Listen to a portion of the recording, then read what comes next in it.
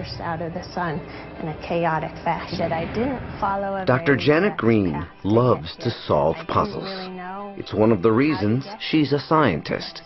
So I did my undergraduate studies at the University of California in San Diego, and I was a physics major there. I've always loved solving problems, but I was kind of just one student in a mob of students and didn't know the next step. So I went out and I got a job as a game tester, which was very interesting and actually in a way related to science, because my job was again to solve problems. I was the one that was supposed to try and break the video game, and then once I broke it, try and repeat it and figure out how I did it and write a report and then give it to the software engineer so they could fix the problem. So in a way, Now, it kind of Janet is on the fix-it end of problem solving, and the puzzles are a little more complex and serious. Part of her work at the NOAA Space Weather Prediction Center in Boulder, Colorado, is to determine what effect space weather events may have on essential parts of technology. I will come in and I'll get a phone call from someone saying they've had a problem with their satellite. They're not quite sure what's going on. They don't know if it's related to space weather or something else, and can you help me figure it out? And it's my job then to go back and look at my data and try and understand what happened to their satellites. Thanks to Janet and other scientists, we're learning a lot about our sun and its day-to-day effects on our lives.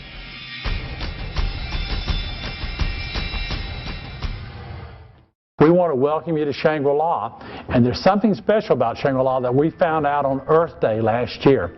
We were notified by the American Institute of Architects that we were one of the top 10 greenest projects in the world.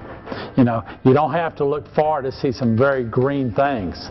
You know, we've already talked about the geothermal air conditioner. Well, right now, the heating and air conditioning is coming from these vents in the floor, because that's the best place to put air, is from the floor up. You know, that's a good way to do it. But we don't have to look far, because look what we have over here. We have bricks that were completely recycled, so they didn't have to be made again. They were going to be thrown away, and we took them and we recycled them. The carpet that your feet are on, instead of using petrochemicals, things that came from an oil well or such, to make the carpet, because that's how they make nylon, we used corn. That's right. But we didn't use the corn, because you could eat the corn, right? We used the corn cobs. And so you might say our carpet's made from corn cobs.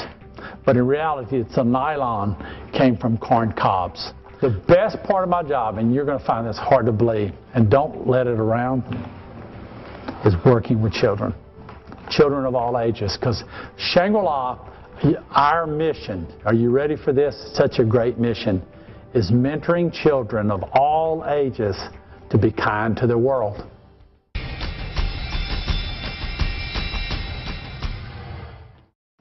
I enjoy demonstrating physics with a variety of equipment and apparatuses, and I especially like working with students in the laboratory.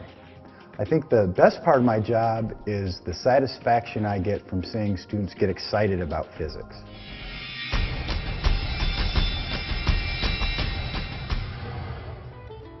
Dr. Martin Keller is director of the Bioenergy Science Center at the Oak Ridge National Laboratories in Tennessee. His role as leader of a diverse group of scientists, all working together to find solutions to our energy crisis, is ideal for this science visionary.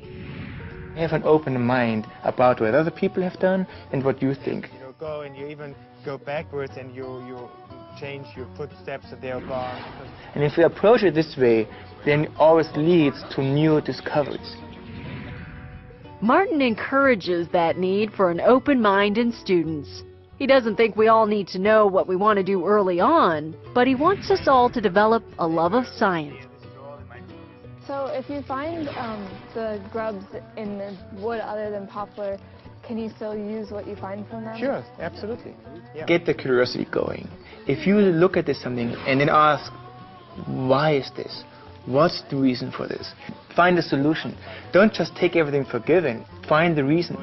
because this is what ultimately leads to science. Inventiveness and curiosity are key to Martin's own approach to his science. So if we have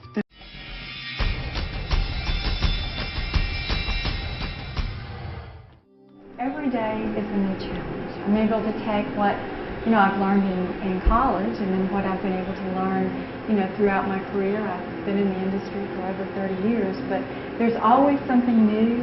There's something that you can use your background and your talents. You can draw on others. It's the teamwork.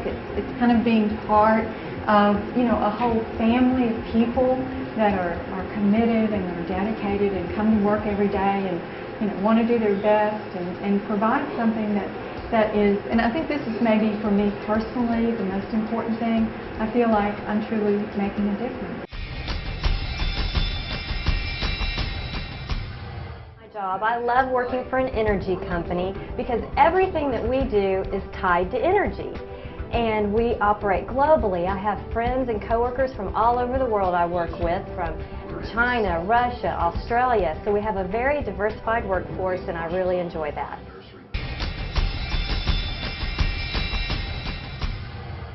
I'm really delighted to have you guys be able to spend the day playing with me in my sandbox. Dr. Larry Shadle loves his work, and he shares his passion about his research and the coal he works with anyone who'll listen.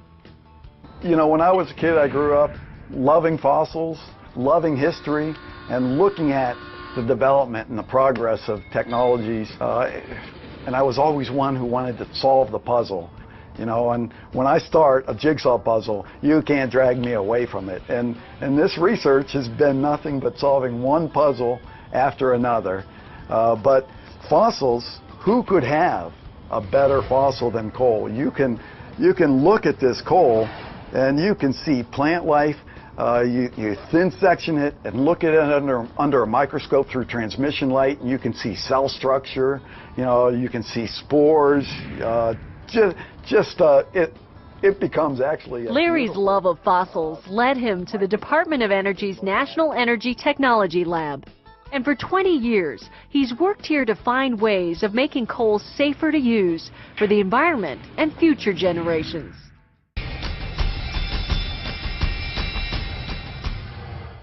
We have people from the school children.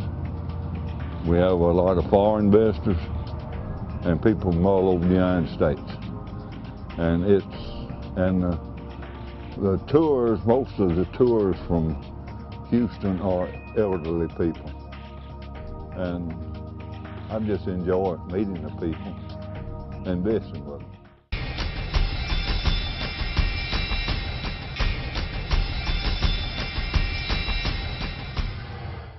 The most exciting thing for me as an engineer is not going to be the same thing that an operator might say or a management person might say. For me as an engineer, the most exciting part of my job is when we go into outages, and that means we take the unit offline and we do repairs, and I get to take some of the equipment apart and see damage and repair the damage. Like, we might take the turbine apart and we might have things to fix. Once we get it apart, we see damage.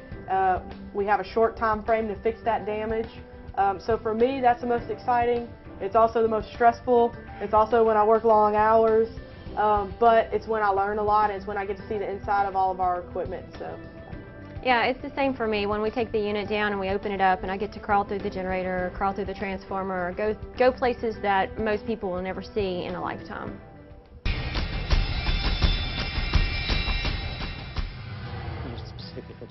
Dr. Vasily Titov is a scientist with a mission. My bigger sort of goal is so that nobody will die from tsunamis. Director of the NOAA Center for Tsunami Research, he's worked in Seattle, Washington for the past 10 years, studying the behavior of tsunami waves in order to predict them in enough time to save people's lives.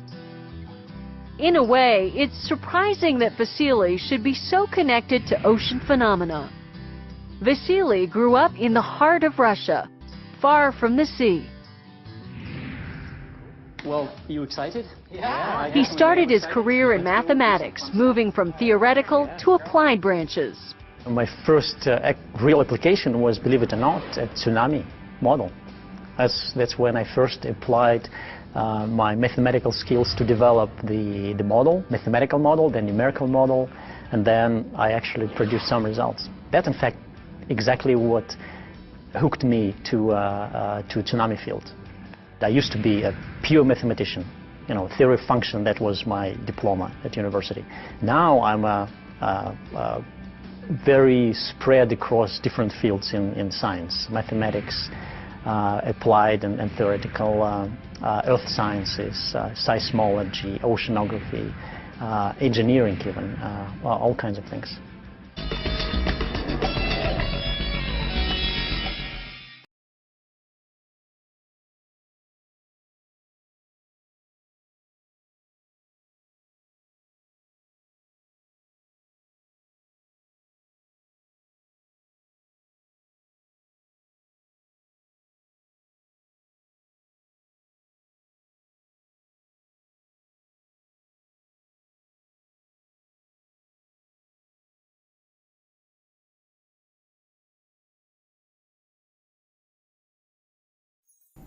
Welcome to Jason's Operation Infinite Potential. And welcome to all our teachers and students. I'm Cindy Parrish, a National Teacher Argo in this year's JASON Project, and a science teacher at Ozanne High School in Beaumont. This year, JASON is all about energy. I'm Murphy Stanley, adjacent Resilient Planet student Argo from Groves Middle School, and I'm Mrs. Parrish's co-host. Energy is especially important to us because Southeast Texas has been an energy center since the Spindletop oil field blew in 1901. Oil refineries were quickly built here to make the fossil fuels which today move our cars and school buses and let us fly jet planes around the world. Crude oil was first pumped from salt domes below us. Now tankers bring us crude from international oil fields. We also use fossil fuels to make the electricity that runs our industries and lights our homes. Chances are you have family members or neighbors who work in the petrochemical or electrical industries. Today, our student Argos are going to take us on a virtual tour of how we unlock energy from oil and see how fossil fuels power electric generating plants. We know that because fossil fuels are non-renewable resources, we also need to use other sources of energy to power our industries and homes. So we are going to join our student Argos as they learn first about the history of oil and other fossil fuels like coal and natural gas, and how they keep our lights burning every day and power our computers and video games. Then we'll travel north of Beaumont to see how the Evadale paper mill uses biomass fuels from Texas forests to make electricity to help turn trees into paper for Texas and the world. Next, the Argos will visit Shangri-La Botanical Gardens, a model for energy conservation for the future. Shangri-La is rated one of the greenest energy-using facilities in the country.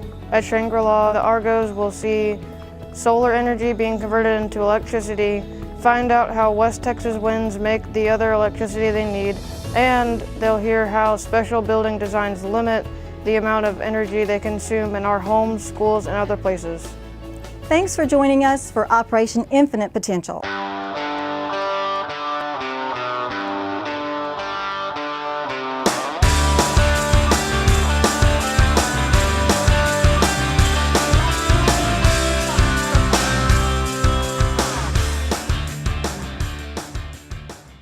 This is George Irwin, an associate professor of physics.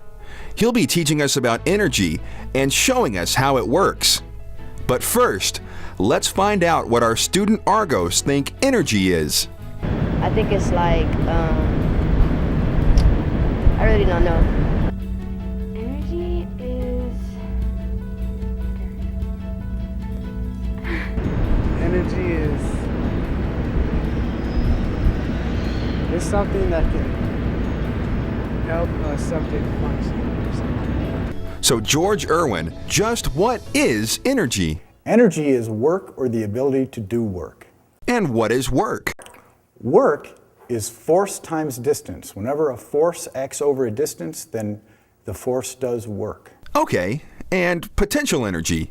Potential energy is stored energy. It's energy that has the potential to be transformed into other forms of energy. What about kinetic energy? Kinetic energy is the energy associated with the motion of an object. So an object that has a velocity or speed has kinetic energy. So, what did we learn? that energy equals work, and that work equals force times distance. We also learned that potential energy is stored energy, and that kinetic energy is energy in motion. Now, let's see some demonstrations using everything we've learned. Right now, the ball has zero potential energy because it can't get any lower than it is right now. It's at its lowest point, unless the cord breaks. So it's at zero potential energy now. If I apply a force over a distance, which is work, I do work on it, and raise its potential energy. It now has gravitational potential energy because I've raised it in height in the gravitational field of the Earth. If I let go, it's transformed into kinetic energy, potential energy, kinetic energy, potential energy, back and forth, and it never has more potential energy or more total energy than it had at the beginning. That was awesome! The bowling ball was so close to his face. Let's recap what just happened. The bowling ball has zero potential energy because it's not moving unless work is applied to it. Then the ball's potential energy is greater because it is higher, giving it new potential energy. When the ball is dropped, the potential energy transfers into kinetic energy because now the ball is energy in motion. But the ball is still so close to his face. I bet that's scary. Do you want to see how close the ball gets to your face?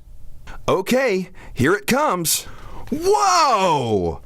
Pretty cool, huh? Let's go on to another demonstration. Here I have a small electric generator with a hand crank, and it's connected to a light bulb.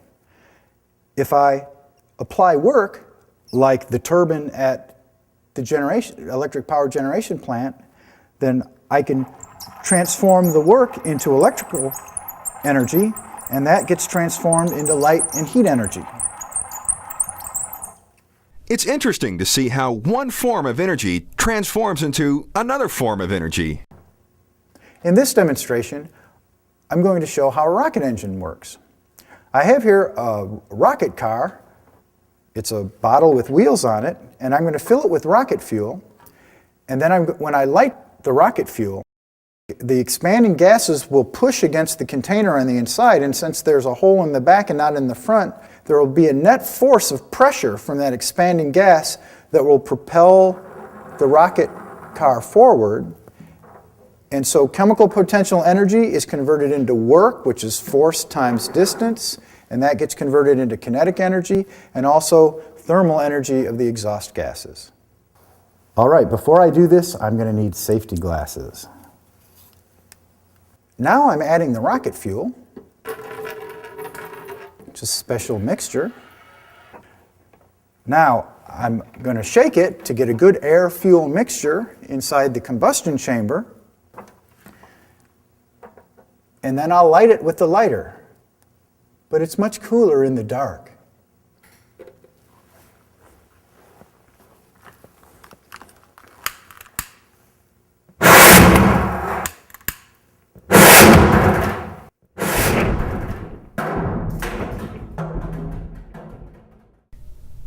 Was that cool or what? Okay, here's a question about what you just saw. What is energy? Is it A, electricity, B, Red Bull, C, the ability to do work, or D, hitting a baseball? What do you think? The answer is C, the ability to do work. And if you knew that, you've got the energy to learn.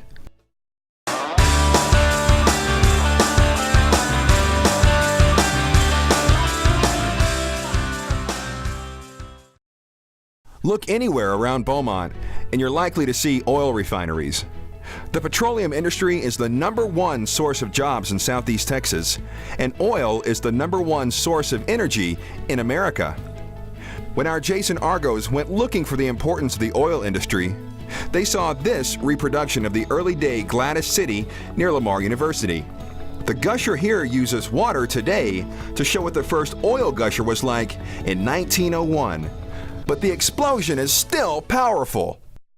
Where did they put the oil from the gusher? Initially, oil was going everywhere, and they weren't able to really capture it until they were able to go in and cap the gusher. And so they came up with a new design called a Christmas tree that was developed in southeast Texas, again associated with spindle top, to cap the oil. Again, they'd never seen a gusher before. And so they invented all sorts of ways. The equipment right behind us, they used it like the first valve assembly of Christmas tree, and they had to winch it across the derrick floor and bolt it down. And in fact, the oil that had come up had blown sand and dirt with it so much it had messed up the rings and the threads on the pipe. And one of these guys, one of the Hamill brothers, had to get under the derrick, make some homemade goggles, crawl under there and file new threads in the pipe so they could screw this down. Had to do that without creating a spark. If a spark would have occurred, the whole thing would have blown up. So a lot of new things were invented right here at Spindletop with this particular well. So what does that mean to us today? Where are we in southeast Texas nearly or over 100 years later? We're still an energy gateway. And we're an energy gateway because something pretty miraculously happened over the last 100 years, and that is that not only did we have this abundant supply 100 years ago, but we had some very, very forward-thinking pioneers, people that came together, members of business, government, and the community, and they created a very viable infrastructure. They built refineries, and then they looked at all of the things that they needed to be able to support this economic base and kind of provide, if you will, an energy capital for not only Texas, but for our nation.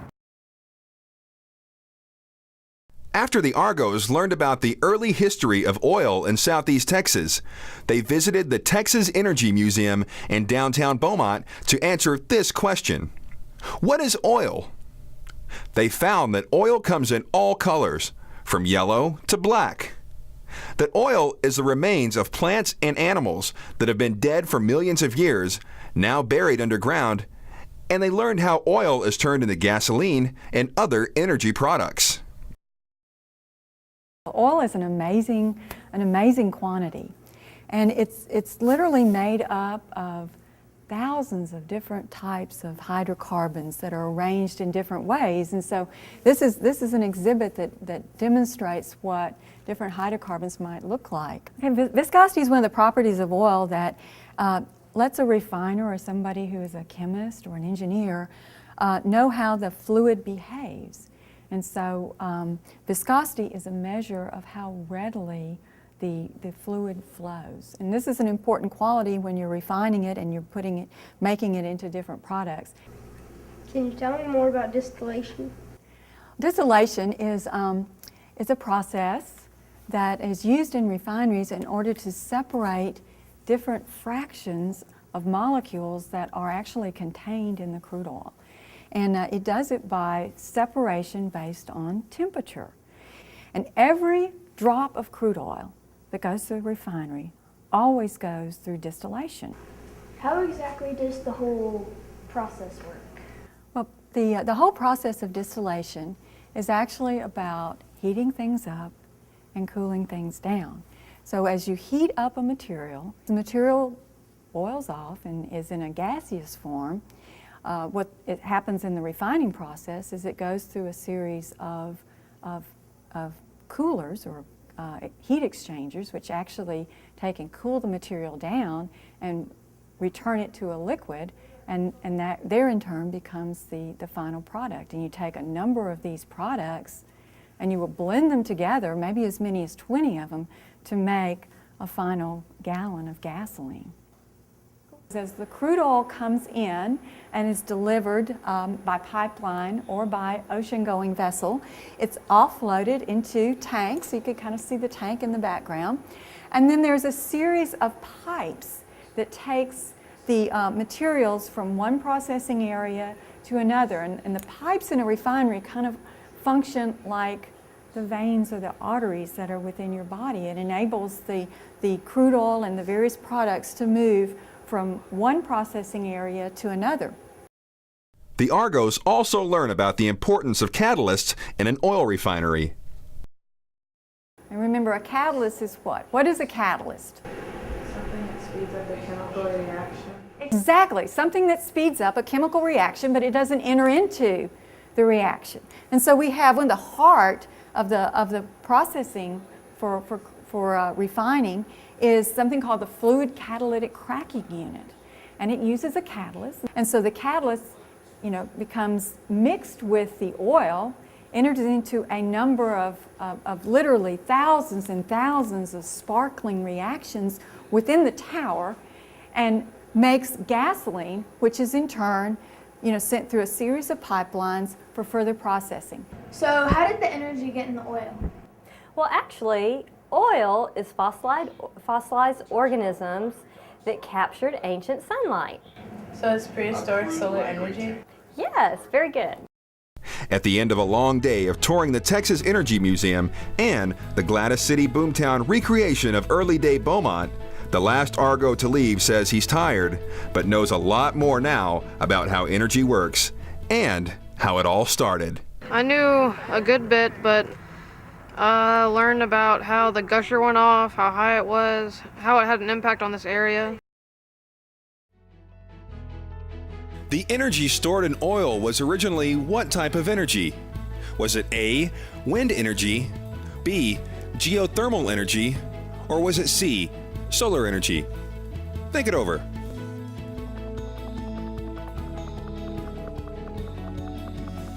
The answer is C, solar energy.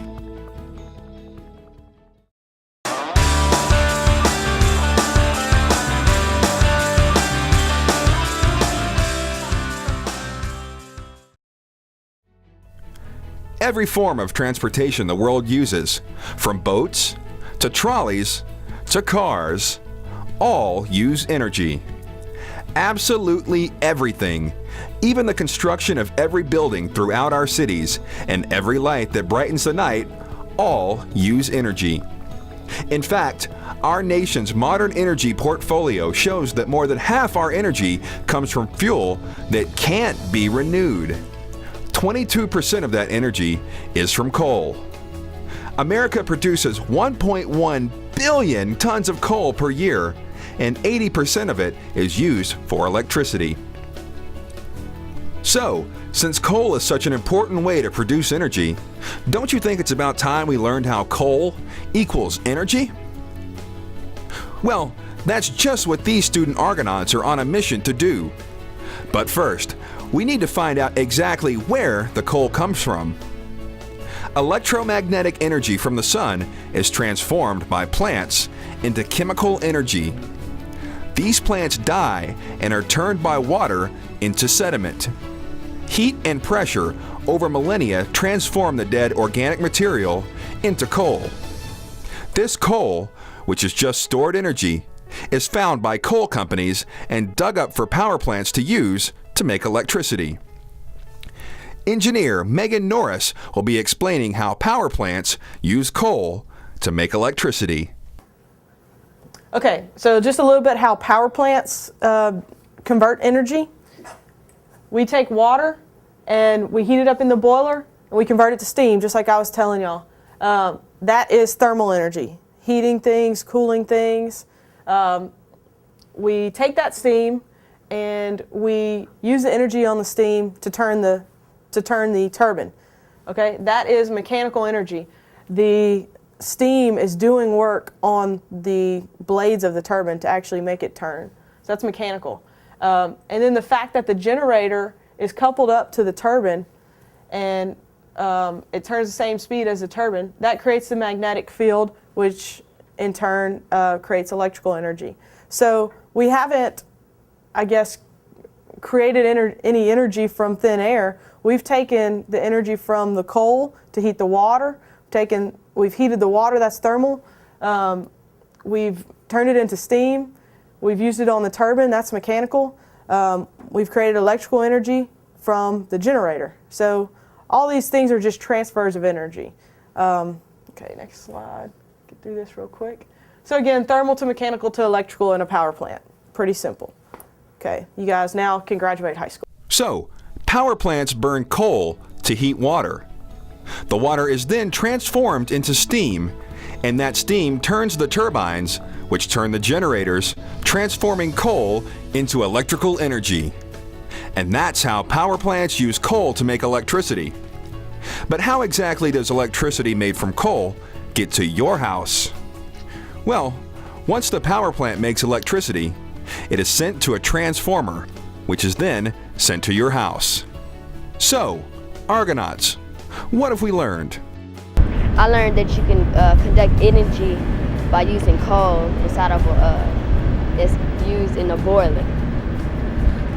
Just how they did everything and how they used all the boilers and turbines. I learned like how big the turbines and the stuff is, like how many RPMs. That there's different steps and ways that they do it, and they do it for different places. Well, Argonauts, it sounds like you learned a lot about the process of using coal to make electricity for your house. Mission complete.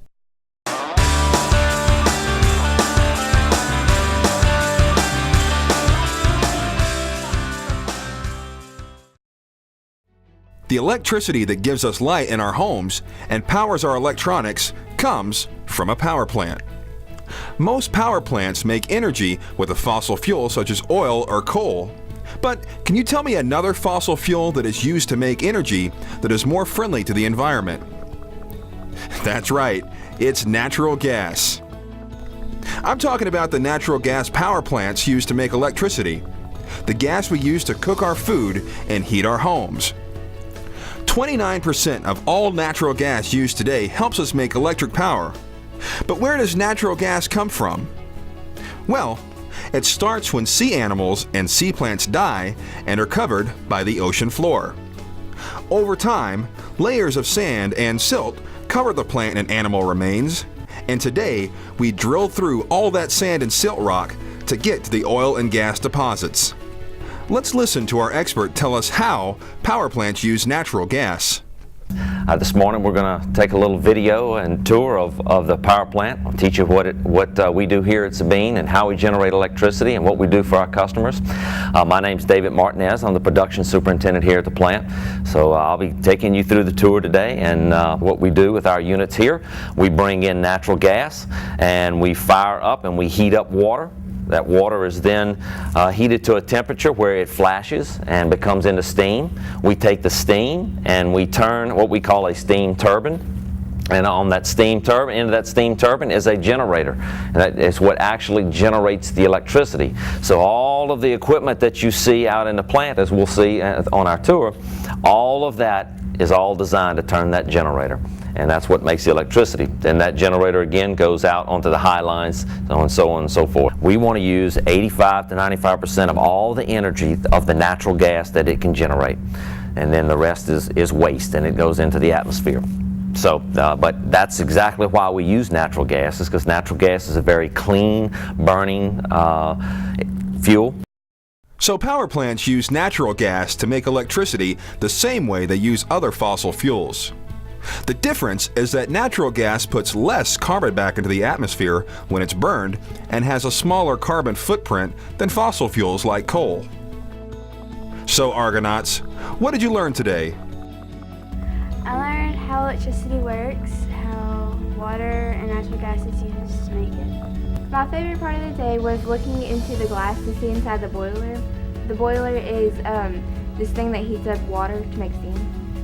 I learned how the power plants make the energy that we use every day. Heads up, here comes another question.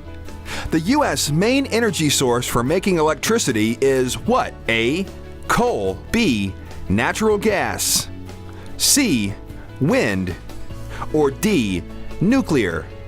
Take a second to think it over. The correct answer is A, coal.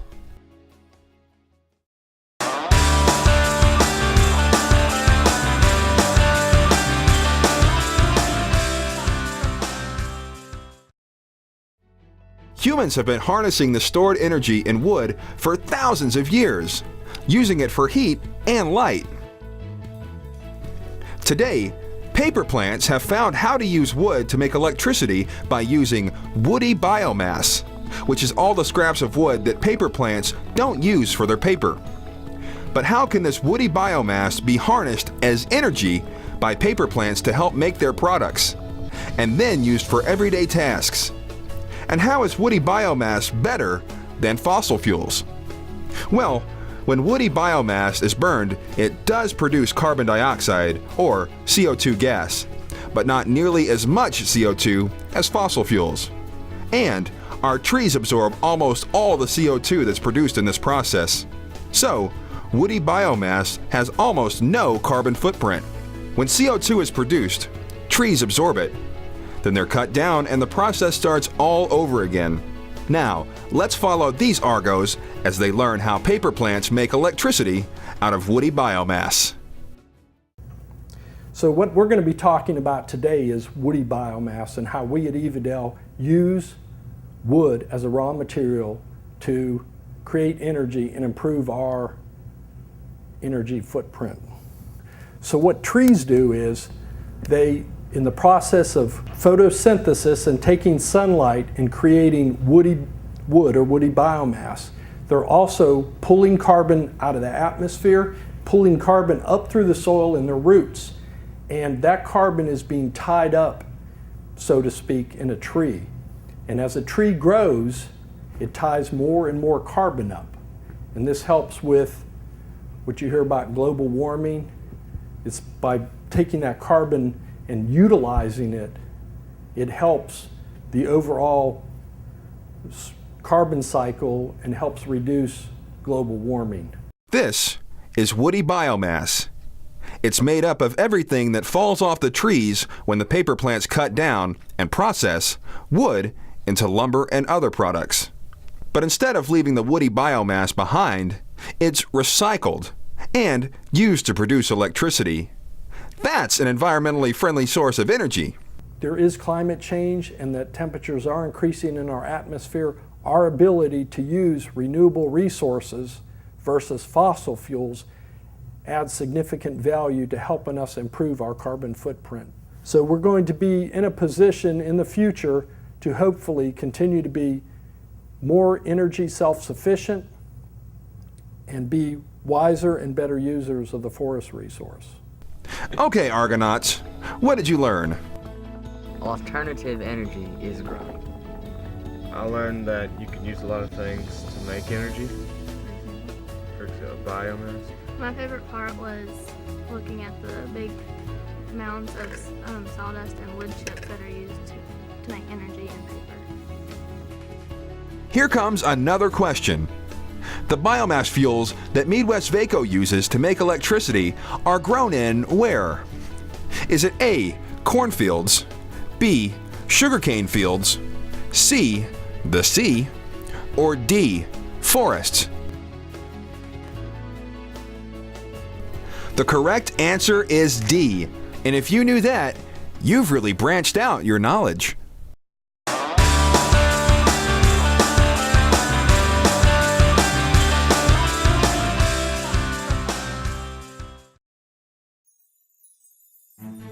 All right, so far we've learned energy is accessible to us in many forms, from oil to coal to utilizing forests.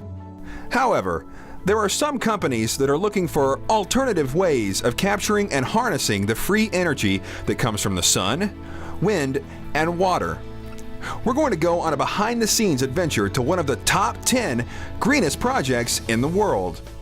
Right here in Orange, Texas, the Argonauts visit Shangri-La, an establishment partly powered by this photovoltaic, also known as a solar panel. This right here produces enough electricity. If you look over there, there's a building over there, and it produces enough electricity for that big building, all of its needs. It makes enough electricity to where we're way ahead. We are currently 13 months ahead.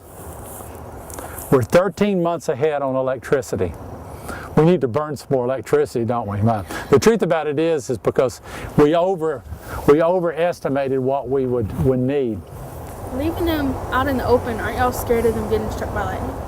You know, that's a very interesting thing. They have their own lightning rod system. So if lightning does strike them, it will go down into the ground and it won't destroy your photovoltaics, which is very important because we do get lightning strikes. A lot of trees around here get struck. Well, we had a problem, y'all. We had a little problem. We could only make 40% of our electricity. You know, were we going to maybe not have air conditioning on certain days? Probably not, right? Turn off the lights, well, that's done automatically. You know. So what did we do? Well, from the very beginning, we said we do not want to have any carbon footprint. We do not want to produce any carbon. So what did we do? We got on the computer and we bought all the rest of our electricity from windmills out in West Texas. Now think about that. How do you get the electricity all the way 630 miles about to Orange, Texas? Magic? No. There's a demand for that electricity, and they put the electricity in what's called the grid. This magical thing that provides all the electricity for everybody in the country, and they put 10 kilowatts in the grid for us, and we take out of the grid here in Orange 10 kilowatts. Now that electricity may not be made by that windmill. In fact, it wasn't. But it causes there to be a demand for clean electricity. After learning about solar and wind energy, the Argos head over to the geothermal room to find out how water and pipes can be used to conserve energy. Lots of pipes here. You can see some of them are coming from below, some of them are coming from above. But the main thing they do is they bring this cool water into our buildings and we use it to cool or heat the room both. If it's 50 degrees and the water is 76 degrees, could you use that 76 degree water to heat your room? Yeah, you could just blow air across the pipes and it would heat it up to 76 degrees. But what about cooling? If the room's like more than 76 degrees, it cool off. If the air was 95 degrees and you put it across a system that was only 76 degrees, it would cool it down some, and then you could cool it down a little bit more using regular air conditioning. So that way it works both ways. Now that we've learned about the different ways we can gather and conserve energy, the Argonauts sit down with Mike to ask him some questions. Why is it important to use alternative energy sources? Well, you know, we need to look at the word first of all, alternative energy sources. Not all alternative energy is good. You know, you can talk about nuclear power is an alternative energy source. And whether it's good or bad is still being argued. But in our particular case, what we tried to look at is we tried to find energy sources that did not pollute the environment. And some of that is wind power and solar power. So anytime that we can get energy that doesn't pollute, then that's a good thing. I knew that we used energy every day in different sources. I learned that there are a lot of ways to conserve energy. I learned that you can use energy from different parts of the country without having to actually transport. My favorite part was really seeing all the green things that you can do to help the earth, and especially the solar panels. Favorite part would have to be learning about the new ways to save energy and just getting to see all of the different places that they have around Shangri-La. All right, guys, here comes your last question. The main energy source for generating electricity that Shangri-La purchases is what? Is it A, coal, B, wind, or C, natural gas?